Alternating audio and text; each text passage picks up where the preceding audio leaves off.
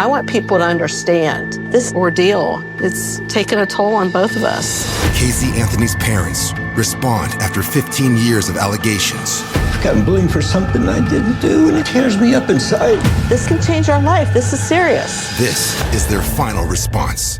The test is about to begin. Please remain still.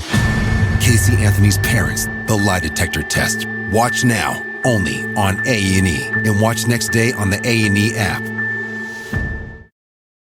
The friendship is sharing deal. Because I want one of your McNuggets. And I need some of your Quarter Pounder. There's a deal for everyone at McDonald's. Get one favorite like 10-piece chicken McNuggets, a Quarter Pounder, or a Big Mac, and get another for just $1. Price and participation may vary. Valid for item of equal or lesser value. For exclusive podcasts and more, sign up at patreon.com/partnersincrimemedia. I'm Rebecca Lavoie, and this is Crime Writers On.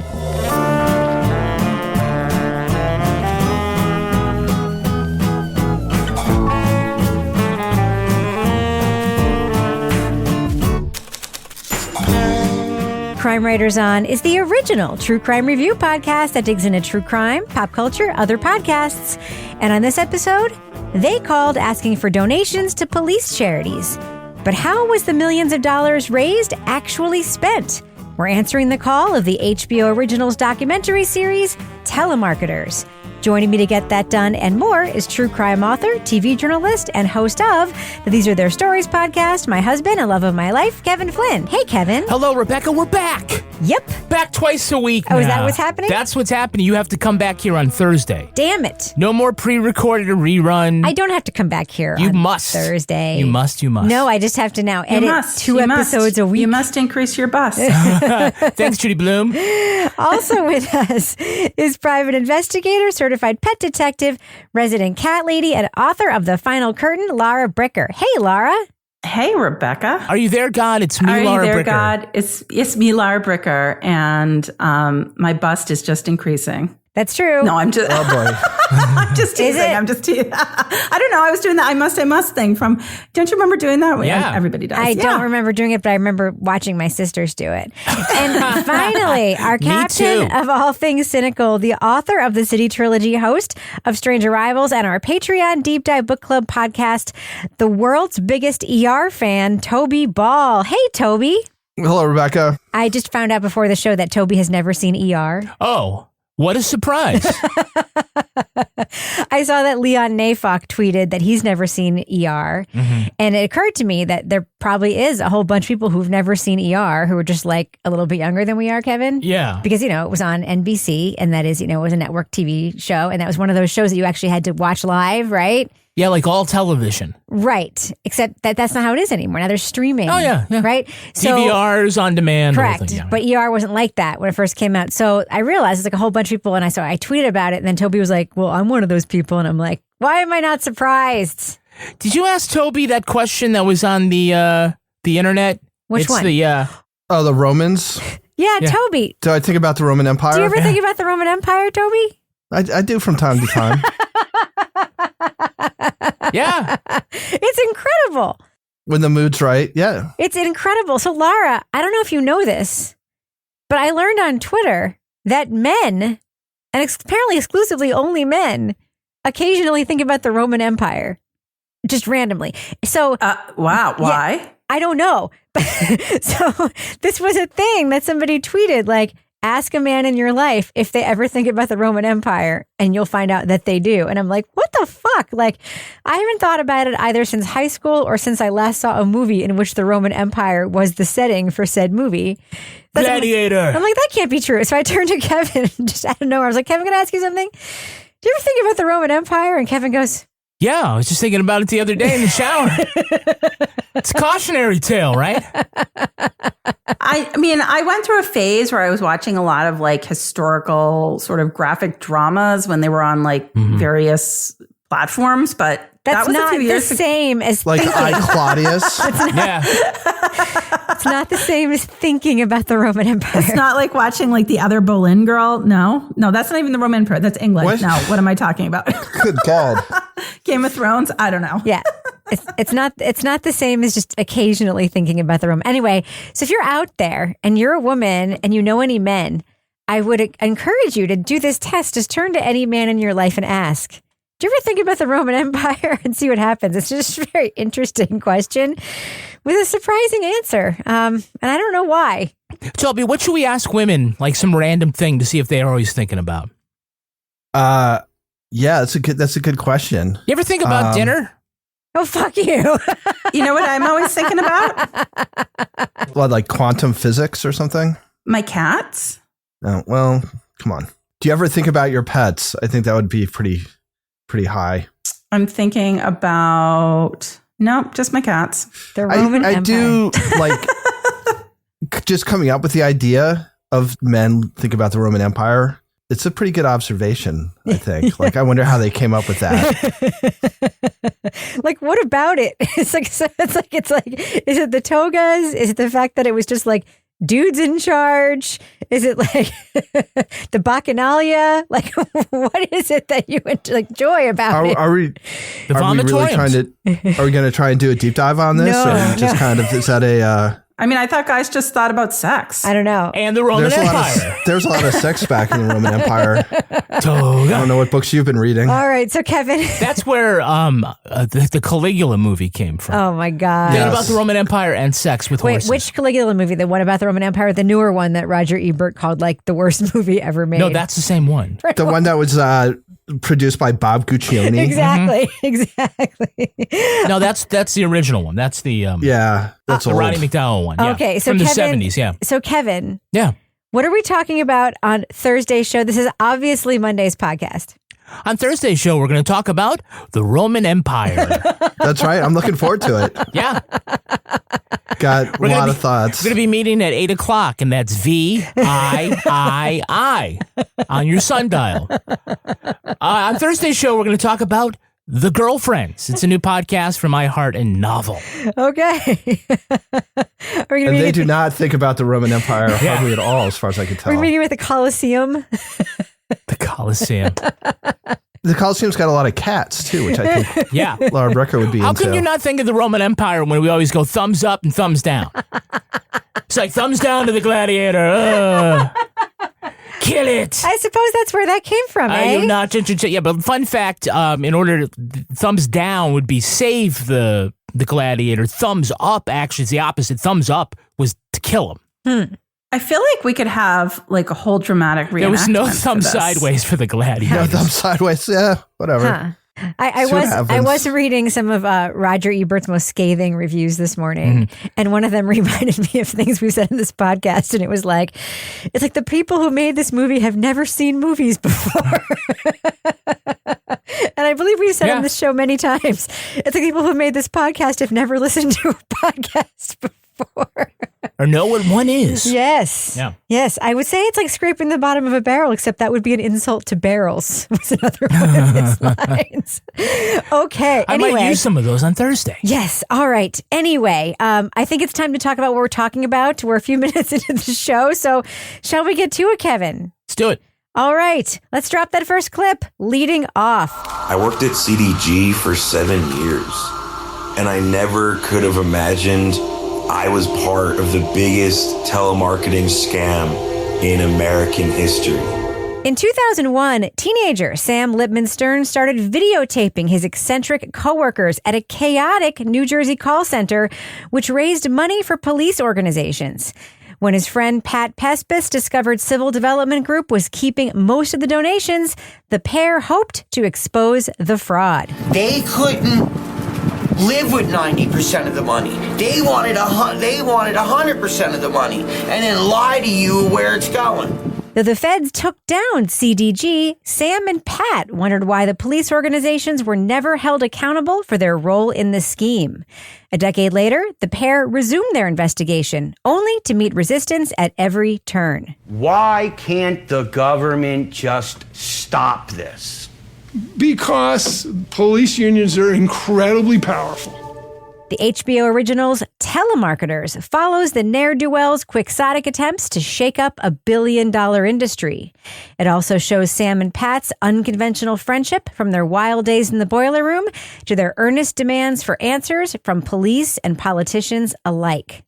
Spoiler alert, we are going to be talking about plot points from Telemarketers. So if you want to remain spoiler free, go to the estimated time code in our show notes to hear our thumbs up or thumbs down reviews. So first of all, Kevin, we need to talk about these phone calls themselves. Yeah. We get them all of the time. Not anymore, but yeah, we get them a lot. I just recently got one and you yelled at me because I was like talking to the guy, remember? I yelled at you? Yeah, you're like, I do not that's remember. a scam. That's a scam. But I was so afraid that I was like, sure, I'll take the silver package. And then I just ignored the thing when it came in the mail. Oh, don't do that. No, I don't even talk to them. That's the one that the cops always put out the warning about on like their I own. know, but they're so You mean intimidating. the other cops? Yes, the real cops. The other cops, and not the cops that are, The real cops. Well, I don't know the real cops, but the cops that aren't, getting any of that money. They got some other scam. The Involves ones chocolate. they don't have a social club, the ones that are putting out the warning. I actually recognize one of the when the robo calls. It starts off like when they pick up. He's like, I was I thought worse than my mother-in-law. There was some like mother-in-law joke in the thing, and I'm like, well, this is weird. Yes. And then I heard it again. Oh, of course. Yes. At least it's not from the telemarketer who's been dead for 2 years. Yes, there's voice they keep And using. we're jumping all over the place. But That's right. That's right. Everybody's got those calls. But the point is, Toby, that these things, this whole industry thrives, right? Like, it's like not quite illegal, maybe, right? Well, they're pushing right up against the line, I think, and the line keeps changing and they push up against it. And I think cross over it until somebody tells them to stop. It's just another aspect of how sketchy the whole business is. Yeah. So, Laura, what did you think about the videos from inside the telemarketing center while Sam and Pat were working there? Well, I was just like, this can't be real. I'm always just sort of stunned when people just start recording themselves in these situations. I mean, like Keith Raniere, Nexium, like same thing. Like you're always like, and who thought this was a good idea? But those are cults, though. I know these are cults. This is just a telemarketing center. But I mean, they were absolutely bonkers. And I could see someone like, oh, yeah, look at all this funny stuff we're doing. And they're recording it. But I think it really set the scene for the fact that we had very sort of rich portraits of the people that were working in this telemarketing center, because we were getting this uncensored, unfiltered view into the personalities that were in there. You got Pat, who's just openly using drugs and nodding off and then somehow still managing to get sales. He's really good at it. Really good at it. Yeah. He just kind of like wakes up just enough and then he nods, which is it's pretty remarkable. You've got like people giving each other tattoos while they're in there. Not just tattoos. Giving each other blowies. You can smoke a joint, you can drink a beer. They didn't care what you did. You sell, you're good. You don't sell, you suck. I'm working at this place and I'm like, I have to document this. This is fucking insane. By the way, who was that? Someone filmed, like, there's a clip of, like, someone getting their pants unbuckled. Like, who was filming that? Sam? I guess. Well, you know what's incredible to me? So everyone there knows that they're doing fucked up shit and that they're getting away with crazy stuff. They all know that. And so they're filming it like with impunity and they're doing stuff because they know they're getting away with it. They're in this environment that's crazy. They know they're getting away with it. Now, this isn't quite the same thing, but I worked for this insane chain of pet stores when I was growing up on Long Island, which is not too dissimilar from New Jersey. No offense, either Long Island or New Jersey, but you both know it's true. And, I worked with a bunch of young people who were stealing from the store like crazy. Mm-hmm. When I first started working there, I was like 15 years old. And at the end of the day, the manager of the store would just hand out an envelope of money to everybody who worked there. And I was like, what is going on? And it turned out it was because every cash sale, they weren't using the register. They were just taking the money and they were giving it away to all the employees to keep us quiet, right? Oh. And that continued from when I was 15 all the way until I was like 19. And no one ever said anything because we just thought like this is what's happening at it literally was happening at every store. This is the way it operated. And it was like a joke. And I'm just like, okay, if I wanted to keep my job, like I couldn't say anything, right? And I was just like, and these people were crazy. They were crazy and they were just like this. They were taking pictures of it. They were just walking out the store with stuff and they turned into like nutty people. And there is an environment where you're in a thing like this. It's like the boiler room where it makes you even crazier and like the stealing becomes the fun or something. I don't know. It's like the environment adds to it. But what's amazing to me is that these guys, like, they had the wherewithal to know at the time that, like, this is even worse because we're defrauding people and we're pretending to be cops and we should be doing something about it. And that's what's amazing to me about it. Do you think that's what was going on at the time, Toby? Do you think at the time that they were thinking this, or do you think this happened like retrospectively where they were like, we have all this stuff? Because at the time, the way that they sort of present it was at the time they kind of knew they were doing something bad. Well, I thought there was like one moment where they kind of talk about like, there's some seriously sketchy shit. Let's get to the bottom of it. And then they sort of show them walking in. And, you know, I don't know if that was done post, but it seemed to me that after a little while, as much fun as they're having and stuff, it's just got to be fucking boring as hell. Like, even if you're on heroin, just to be like making phone calls again and again and again and again. So like, let's get to the bottom of this shit. It seemed like kind of a natural thing for people who are just sort of doing this like crazy repetitive sort of soul destroying work. I mean, it doesn't seem like anybody's happy, right? I mean, everybody's having fun, but nobody's happy. And when they talk to the people who are out of it. So, yeah, I mean, my sense was that they had started this thing while they were still working there, but clearly not as seriously. I mean, I think they would have been funny to catch some stuff on video that kind of caught somebody red-handed or had some evidence of something. But I think it was more for laughs than it was for like genuine sort of change in laws or whatever. But then that came later. So Pat is obviously a central figure here, Kevin, right? And a part of me wonders how much of this is that like Sam was so fascinated by Pat because he was older, right? And he obviously was like sort of an unusual person and quite a character, right? But he is really the center of this whole documentary in many ways. Yeah, he becomes the emotional center for certain. I mean, he has his own demons, right? But funny enough, he's not like mean to anybody. As much as he kind of like can't get out of his own way and he kind of bumbles through a lot of this, you just know he just isn't mean to people. Now, he doesn't have clean hands, right? Because he did do this, you know, telemarketing, and he was good at it, and he eventually figured out what was going on, and he still was doing it. But he's a genuine person, and I think you could see. Did Sam mention anything about like whether it was a dad in his life, or did they talk about his family life at all? Because, you know, if you're looking for an older brother, quasi-father figure, and you run into Pat, it would be a terrible mistake to look to him to fill that role. However, there's just something kind of fascinating about him, whether just because he makes you laugh or not. Here I am. I threw a couple of pot seeds off the side of the road on a major highway, and it happened to grow by accident. I think you're minimizing it a little bit. Well, I am minimizing it a little bit, but 48 pounds of pot seeds on the side of the road. Yeah, but that's a factory? Come on, get real.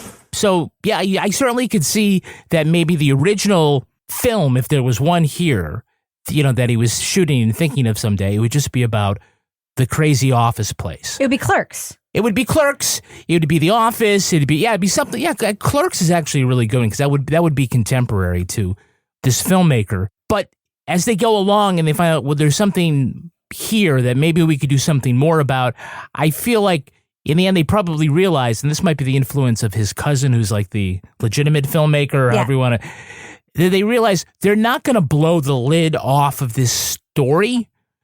So what's going to make it interesting is if we will just kind of watch Pat go along through this. Because otherwise, there's no legitimate reason to have Pat be the one doing all these interviews and stuff. Well, except that Pat is, they have him become a telemarketer again to like get back into it, right? Laura, and isn't it incredible that like he's able to pick it right up? Like, I found it incredible that he was still really freaking good at it, even though he hadn't been doing it. Like, well, and even though when he was doing it, he was so high all of the time that it's kind of remarkable that he can remember what happened. Pat, you know, I feel like I cringed a lot as I was watching Pat, and you know, I was like, oh God, now he's got on, I'm like, oh, what hat does he have on now? Like, we've gone from the cowboy hat to the little, you know, newspaper boy hat to the sunglasses. But you know what? You got to give it to the guy. He is just not giving up. And when you see him now getting back into just calling and getting into the telemarketing world, and also answering the phone when these people call and questioning them. And when you're listening to them on speakerphone and you have that scene where they're like, wait a minute, it's so-and-so. And, you know, that was somebody they used to work with. But who's dead now? Yeah, exactly. I think the scene with Pat that was really, I don't know. I mean, I felt like it was very sad. I don't know if it was a little bit inflated for the sense of trying to create some drama in this, because there wasn't really any drama in sort of the narrative arc that they were going with, was when they think he OD'd and died. And they end on the cliffhanger, right? Hello, hey, do you know Pat Pespis, Patrick? I checked every corner of Plainfield. There is no sign of him. We went from this sort of quirky, bonkers video inside the thing to now the character who you're most, I wouldn't say rooting for, but the character that's got really the most compelling story now potentially overdosing and dying. But I felt like there was just such a real element of humanity to him throughout this, with his sick wife that he's taking care of. And the fact that he's so, I felt like he was vulnerable letting the film crew into his house, because he's clearly got some hoarding tendencies. And you really get a really unvarnished, uncensored view into this man's life. And I think that's why, despite all of these things that make me cringe when I watch him, I'm also like, good for Pat. You know what I mean? Like, does anyone else feel like that? Yeah, I don't know what kind of energy Pat is putting off, but you know what? I got to say, Sam's energy, Sam is giving me vibes of Payne Lindsay. In what way? You know, it's kind of like, okay, I'm just going to go ahead and start, you know, filming stuff and whatever. And if you want to hear more about Toby Ball's conversation with Payne Lindsay, you got to get the after show at patreon.com/partners in crime media. We got all sorts of great stuff. There we have over 400 podcast episodes. Wait, you just teased something epic. Say, you mean Toby and Payne Lindsay got together? Well, let me get there, okay? Okay. So we're going to be talking about in the after show this week, our trip, the three of us. Laura had to stay behind, but Toby and Rebecca and I, we all went to Denver for this industry conference called Podcast Movement. Also there was Payne Lindsay and Toby, the host of the Strange Arrivals podcast about UFOs and other things. Got to sit down with Payne Lindsay, host of High Strange, UFOs and Other Things, and sit down over a beer for the first time and talk UFO shit. And meet, like, and just talk. Oh, yeah. It was something. It was epic. I'm the only one who hasn't met Payne Lindsay. What the fuck? Yeah. Yeah, you Payne are. Lindsay and I were a pretty mean bocce team as well. Exactly. Oh, it's true. We played bocce. That's right. Kicked our asses. Oh, my God. Yes. So if you're part of Patreon, if you're at the $25 level, Toby will come to your house and play bocce with you. Yep. I will. But that's the deep dive level, and for deep divers, they're able to watch Toby record his podcast. It's called Toby Ball's Deep Dive Book Club. Toby, you're getting together a week from today, Monday, to talk about your next book. Tell us what you're going to be discussing. It's called Beneath a Ruthless Sun, and it's by Gilbert King. Ooh. Who's that? Of Bone Valley fame. Ooh. So I've got Janet Varney. Yay. And Anita Cranford and Elon Green, who we just talked about last call, which he was a producer on and wrote the book about. They'll be joining me, and we'll be discussing this book, which is about a sexual assault of a woman in the late 50s in this jurisdiction in Florida, which I guess is kind of near Orlando. And it's the sort of painting that he paints of this group of small towns and the sheriff who kind of like runs roughshod over everybody. There's a few chapters in there in the second part of the book that were as scary as anything I've ever read. I mean, it's just really, he does a great job of just portraying the fear and violence in this little area in the middle of nowhere in Florida. So anyway, it should be a good conversation. Yeah, also we have Laura Bricker's Leave It to Bricker podcast. Laura explores mysteries in her quaint AF town, and this time she's gonna get along little doggy, right? Yeah, so we had the most recent Leave It to Bricker, in which I learn how to round up the 4 cattle in the town next to Exeter on horseback. And I'm going to give a little teaser.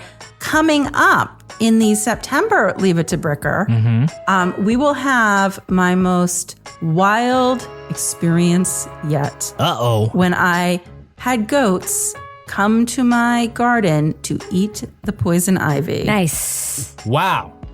Okay, that's not a metaphor. That really happened. That really happened. It really happened. I didn't get permission from my condo board. I just did it. Oh. Wild. That's some like goat poison ivy poop. All right.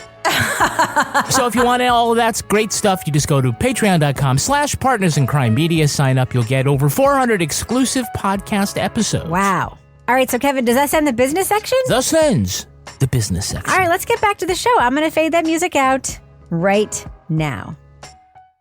Huge RV hogging the right lane. Oh, here comes the new Toyota Grand Highlander. That's the Cooper family. Look at them go, Jim. The Coopers are in the clear. With available 362 horsepower hybrid max powertrain, life's grander in the first ever Grand Highlander. Toyota, let's go places.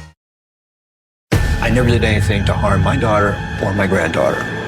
The test is about to begin. Please remain still. Casey Anthony's Parents, the lie detector test. Watch now, only on A&E. And watch next day on the A&E app. The friendship is sharing deal. Because I want one of your McNuggets. And I need some of your Quarter Pounders. There's a deal for everyone at McDonald's. Get one favorite like 10-piece chicken McNuggets, a Quarter Pounder, or a Big Mac and get another for just $1. Price and participation may vary. Valid for item of equal or lesser value. So, Toby, once they get going on this investigation, Sam and Pat actually try to make some headway and dig into stuff. What do you think of the general success or failure of what they're doing? I mean, I think it's pretty clear that they do not yet know that they have sold this documentary to HBO and that they're not able to tell people that as they're interviewing them for this documentary, right? Right. Yeah, I mean, I think that the big change happens in the 3rd episode when he gets hooked up with his cousin who's actually in the film business, and that seems to kind of bump things up a little bit. But up until then, I think one of the really interesting things about this whole documentary series is we don't normally see people like this making documentaries that get on HBO, right? People who are not wealthy are working this very sort of depressing, low-paying job that really gets people who have nowhere else to go. So the idea that they would somehow have the resources to blow the lid off the whole thing seems a little unrealistic. But instead, what they're doing is trying to get to sort of what's the truth behind what they've been doing sort of on a day-to-day basis for, months or years. And to that extent, I think they do a pretty good job. I don't know how much they knew before they started this, but the idea that they are able to expose, at least to the viewers, this sort of universal thing that most Americans have, which is to get these calls. And it's always wow, is this a cop on the other? Is it kosher if I say no? And then you hear them talking. It's oh shit, that's exactly what the guys who call are like. So because it's the same guys. Right, exactly. So exposing that both for themselves and sort of understanding what exactly our job has done, and then exposing it for the people who are now watching it on HBO, it's a pretty universal thing that happens in our country. And I was always somewhat suspicious, but I had no idea. And now we're sort of being shown this. You can't really, after the first 5 minutes, if you think you're going to see people's heads on a block when this is over, you probably have unrealistic expectations, given the resources they have. Even at the end, even when it seems like it's getting a little injection of money because they're getting in plane flights, it's still they're just driving around. I mean, it's not like they have a big crew or whatever. It's still a pretty small operation. So I thought they did a good job given what could plausibly happen. And I think that their intentions were certainly right. And the idea that you would be willing to sort of stand up to the people who are running your industry is good. I mean, I think where it kind of grinds to a halt for them, unfortunately, is that nobody kind of talks to them about when you're dealing with people who actually have real power, how do you interact with those people? And I'm thinking about especially the scene with Senator Blumenthal. And it's just clear that nobody has been like, this is how you do it. Right. Like they just go in there like they're just talking to like somebody who they get on the phone. And that, it's just a non-starter. So that whole thing fizzles. And I think Blumenthal is supposed to look badly in this. But in fact, I think the people who are doing they didn't have people doing advanced work, but if they had sat down with somebody, they would have been like, who knew Congress would be like, look, you got to talk to a staff person. You got to be succinct. They don't want you to be telling all these stories that make for good for a documentary, but aren't good for, trying to get legislation passed. Right. Well, I think Toby, that he probably became suspicious halfway through this where they have all these cameras set up, but they weren't asking any questions, right? So it wasn't like all of a sudden like an interview. I'm sure Blumenthal felt like, I'm being set up for some kind of trap here. Yeah. Is it some sort of like weird? Yeah, I'm walking into a gotcha thing about whatever this is. Because again, they don't know they've sold the thing to HBO at that point. They don't. Well, there's no way. There's no way they do. This is the kind of thing where like it goes out to market after it's made. And they had quite a few people there for that setup, right? It wasn't like an episode of Catfish. But, right. But regardless, that's not really the point at all.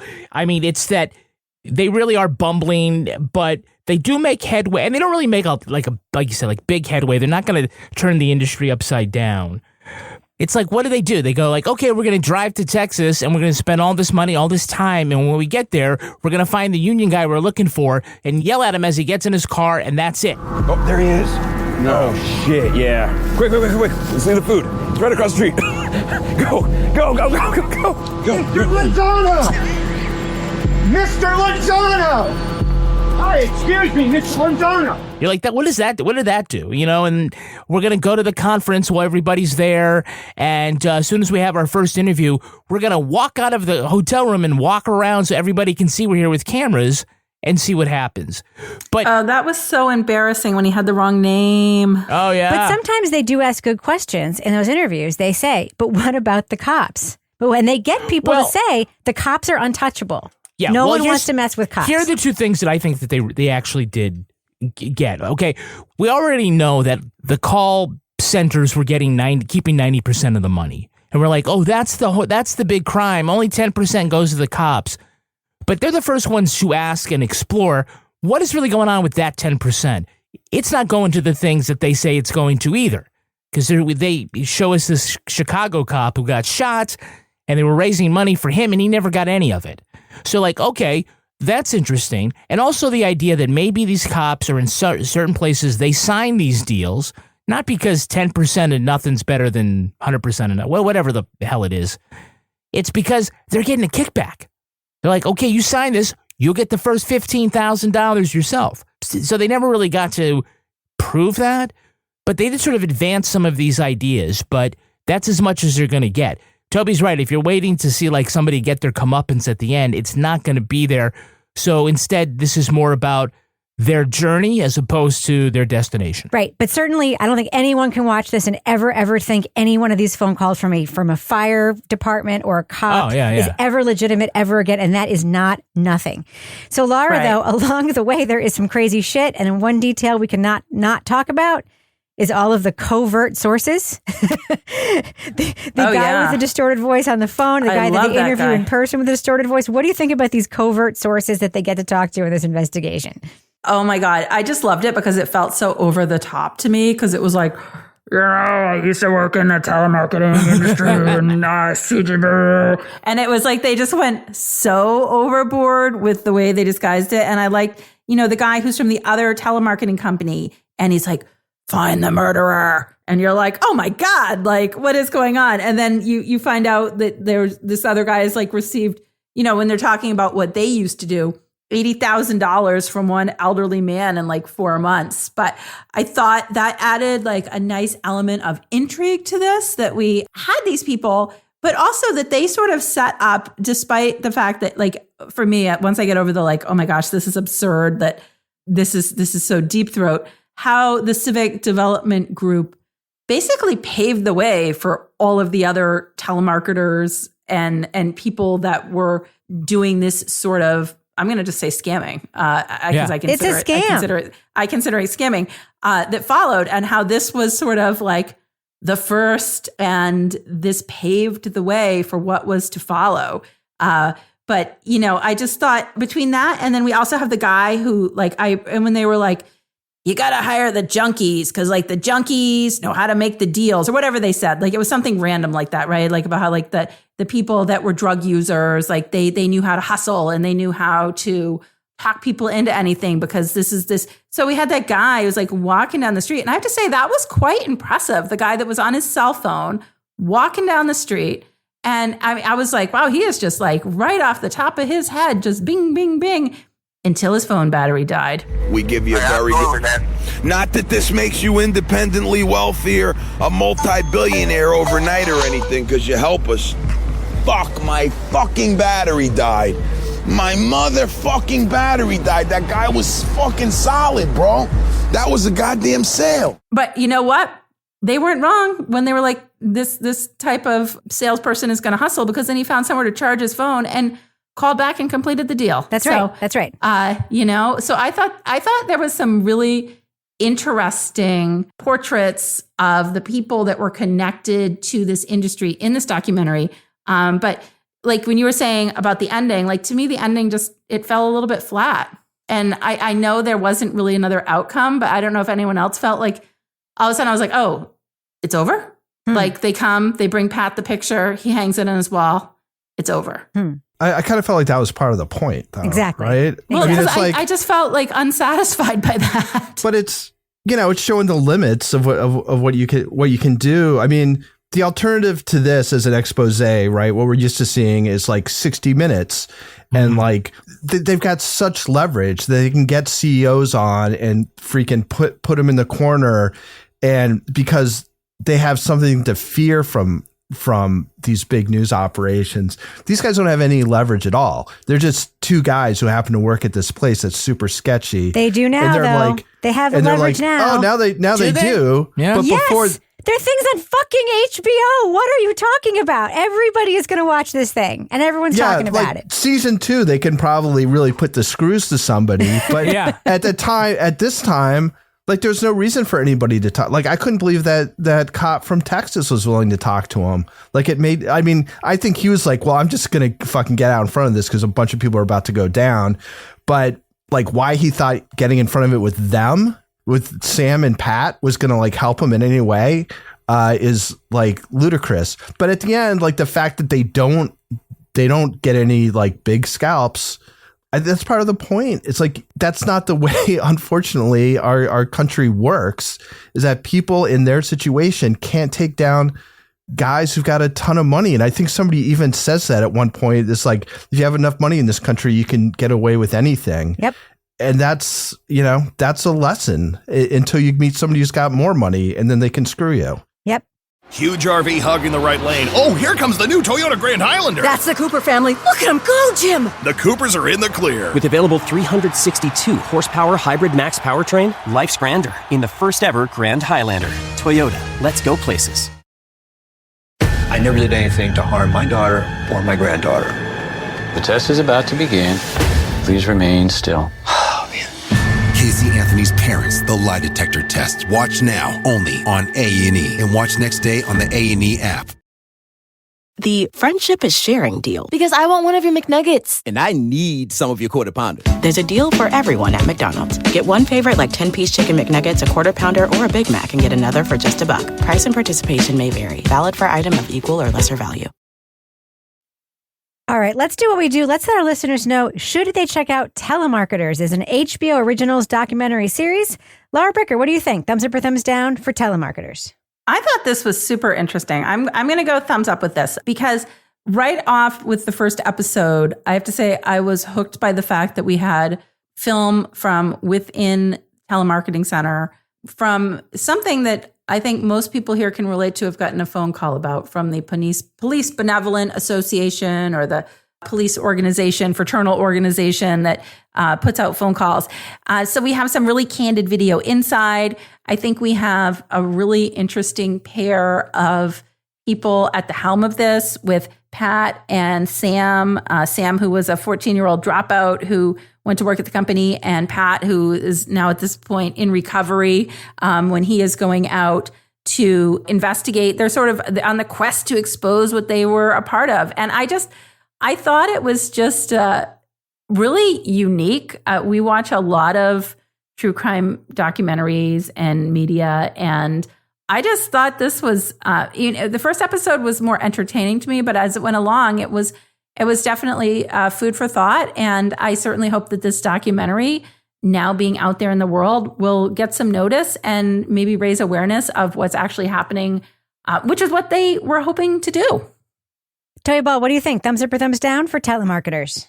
Yeah, I like this a lot. It's interesting on a whole bunch of levels to me, but it's essentially two guys working at a job that is really sort of very low on the totem pole of jobs and deciding we want to find out what this business is really about because it seems pretty sketchy. And you kind of follow their efforts, and they're not professional investigators. They don't have journalism backgrounds. It's just these two guys who are like, let's try and figure this out. And they figure a fair amount out, but you also get to see like there's a ceiling, right, to what normal average people can do as far as finding out secrets about large multi-million-dollar companies. Like there are dead ends that, or it's not really dead ends, but there's a ceiling to where you can go. So I thought for all those reasons, and then I think that the two main guys, Pat and Sam, are both very appealing characters. Pat in particular is a real character, and I think it's just to me, I found it interesting and kind of rewarding to see these guys kind of try and hold to account the industry that they worked on and saw like the real depths at which it operated to kind of get some kind of personal redemption through this process. So anyway, I really liked it. I give it an enthusiastic thumbs up. I think people should check it out. Kevin Flint. I'm a thumbs up. This is really about these two characters here, Sam and Pat. And, saying it lovingly, they're a pair of dopes. They were these misfits who were working in this call center the whole episode about what was happening back then, and the hijinks that ensued inside were very entertaining. But as we go along, we find out, hey, there's more to these call centers here than we think. Unlike in Scam Likely, that podcast where we know those call centers from India, everything's fabricated, that they're working with just a little bit of truth. And with the imprimatur of these police organizations, the people being called are getting ripped off, not just once, but twice. So they're really tilting at windmills, trying to prove this. These guys here, one guy who'd been making foot fetish videos, and another guy who doesn't own a comb, but does own a blue check sports jacket and a new cowboy hat. And it's like, these are the guys that are going to blow the lid off this billion-dollar industry. Do they do it? I won't spoil it. I'll let you figure it out for yourselves, but it's a really interesting journey, and I think that's really what it's about. It's about their experience looking into this as opposed to whether or not they're able to prove what they think they know. For me, I'm a thumbs up. Yeah, I'm a huge thumbs up for this. And I actually disagree with you, Kevin. I think that they prove it in spades. I think that they actually expose one of the best examples of predatory capitalism in terms of a scam, in terms of something that is actually sort of on this side of legal, that is disgusting, that you will ever see, and that you have experienced. By the way, you're not just getting calls about fake police organizations, by the way, that are fake. You're also getting calls about fake fire department organizations where they will sort of imply when you get these calls that you will get better service from your fire department if you make one of these donations to your fire department. I've gotten those calls myself. But not just fake organizations. I know that. It's the real police organizations. Right, but they also make up names that sound an awful lot like names of organizations that could exist in your community, but actually don't. And all those little signs you see on businesses that I, gave to this organization or that seem endorsed by certain police organizations, it's because these businesses feel like they're being shaken down by these fake-ass organizations. Anyway, it is an incredible exposure, an incredible actually look into this industry. And I also think that the subjects here, both the filmmaker and Pat, the subject that he decides to capture doing this investigation with him, I think that they treat themselves and each other with a tremendous amount of dignity.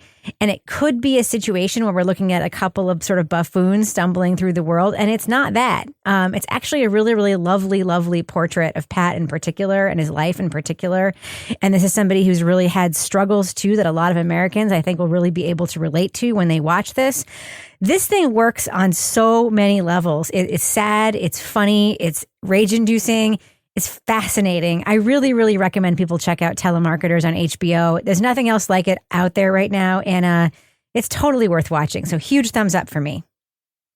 All right, now it's time for my favorite part of the podcast, a little something I like to call the Crime of the Week. Emily Ben-Shoder has flipped her wig over her new employer's corporate dress code. Emily was hired over the telephone for a hostess position at an unnamed restaurant. When she reported for duty, she was told her long, pink-colored hair violated the policy. But they had a solution. She could just wear a wig. So Emily began showing up to work in wigs, some of the most ridiculous, ugly wigs she could find. She apparently took one of everything from the Halloween store, including heavy metal singer, sumo wrestler, and Ken doll. One day she'll come in looking like George Washington. The next, she's Guy Fieri. She might show up looking like Peggy from season 1 of Mad Men, or she looks like Janet from season 4 of Three's Company. Emily's received hundreds of thousands of views on TikTok.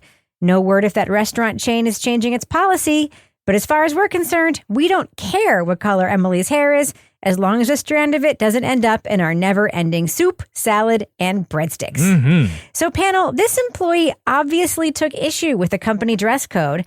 What part of the Partners in Crime Media corporate dress code do you take exception to? Laura Bricker, what do you think?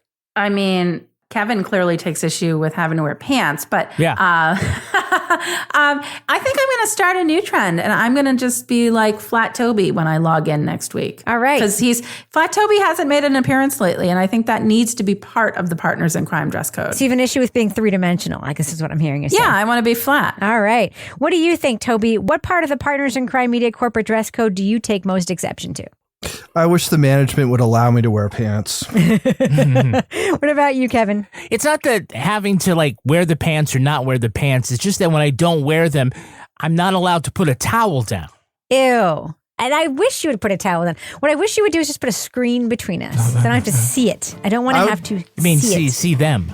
I'd just like to thank you for wearing pants today because the angle of our Zoom camera is a little different than it usually is. It is. It's pointing down in a way that would be very unpleasant for you. All right, that's going to do it for us. But Laura Bricker, folks want to find you on social media and say hi. How can they find you online? They can find me at Laura Bricker on Twitter. What about you, Toby Ball? How can you be found on social media? I'm at TobyBallNH on X, and I am... Oh, it's fucking Twitter. At TobyBall603 on Threads. What about you, Kevin Flynn? How can you be found? Oh, bother. I'm at Kevin P. Flynn.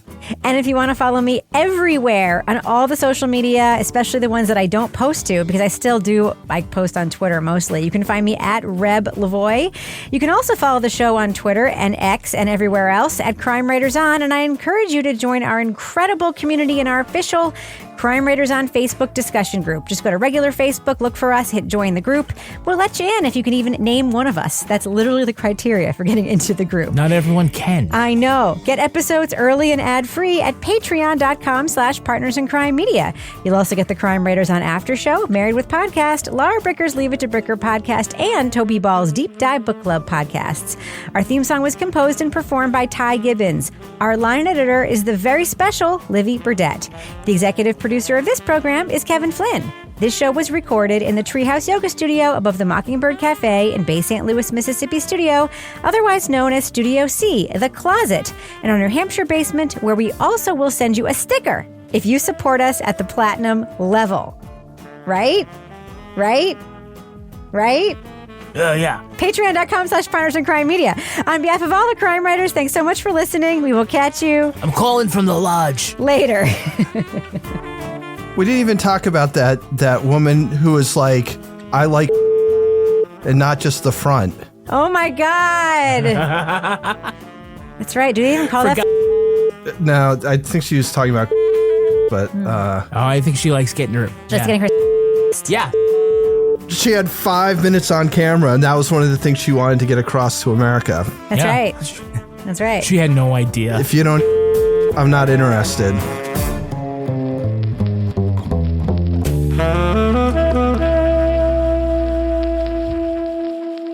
Partners in Crime Media. The friendship is sharing deal. Because I want one of your McNuggets. And I need some of your Quarter Pounders. There's a deal for everyone at McDonald's. Get one favorite like 10-piece chicken McNuggets, a Quarter Pounder, or a Big Mac and get another for just $1. Price and participation may vary. Valid for item of equal or lesser value.